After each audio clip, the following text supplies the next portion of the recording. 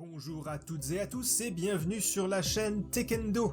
Le sujet du jour n'est pas très joyeux puisque nous allons aborder le cas du Joy-Con Drift que vous connaissez sans doute déjà.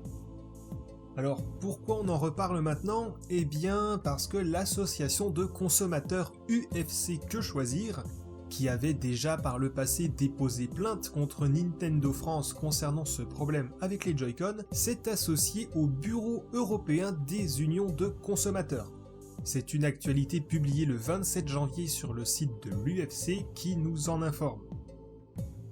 En effet, donc le BUC, qui est le Bureau européen des unions de consommateurs, a lancé une alerte à l'échelle européenne auprès des autorités de protection des consommateurs, comme la DGCCRF en France, avec comme motif une obsolescence prématurée et une absence d'information auprès des consommateurs. L'alerte menée a pour but d'engager une enquête européenne sur les problèmes rencontrés avec les Joy-Con de la Nintendo Switch et d'obliger Nintendo à mener des actions directes pour corriger le problème des Joy-Con. Il faut savoir que Nintendo a déjà été épinglé il y a quelques mois par l'UFC Que Choisir en France et par d'autres associations aux États-Unis. Le problème du Joy-Con Drift est quand même connu depuis 2017 et est toujours très et même trop présent sur les nouvelles consoles qui sortent actuellement des usines de production. Nintendo a déjà réalisé des changements sur ses Joy-Con pour corriger ce problème, mais cela semble loin d'être suffisant puisque les Joy-Con continuent à rendre la vie dure à de nombreux joueurs. D'après des sondages, 88% concernés par ces problèmes indiquent qu'ils se sont manifestés avant la seconde année d'utilisation de la console.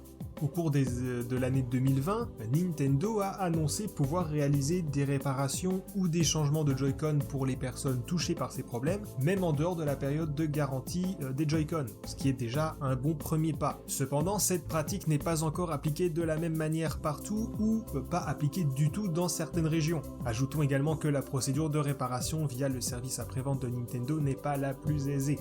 Améliorer l'accès au service du SAV serait déjà une bonne opportunité et également réaliser une campagne informative via email pour informer les utilisateurs de Nintendo Switch de la procédure à suivre et surtout de l'existence de cette procédure.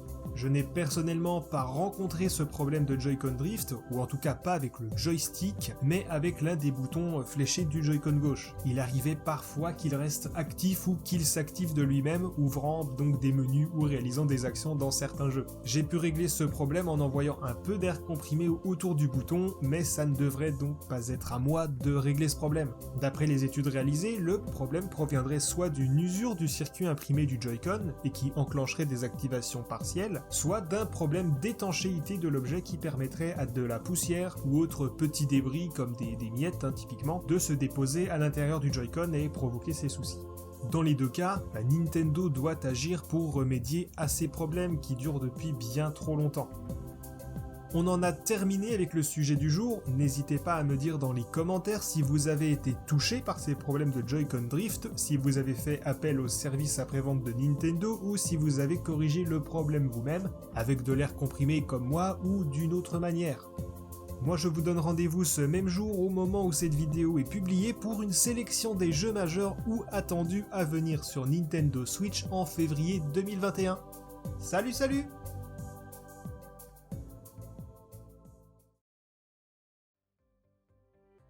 Merci à vous d'avoir regardé cette vidéo, et si celle-ci vous a plu, n'hésitez pas à laisser un petit pouce en l'air, à vous abonner et à activer la petite cloche. À très bientôt!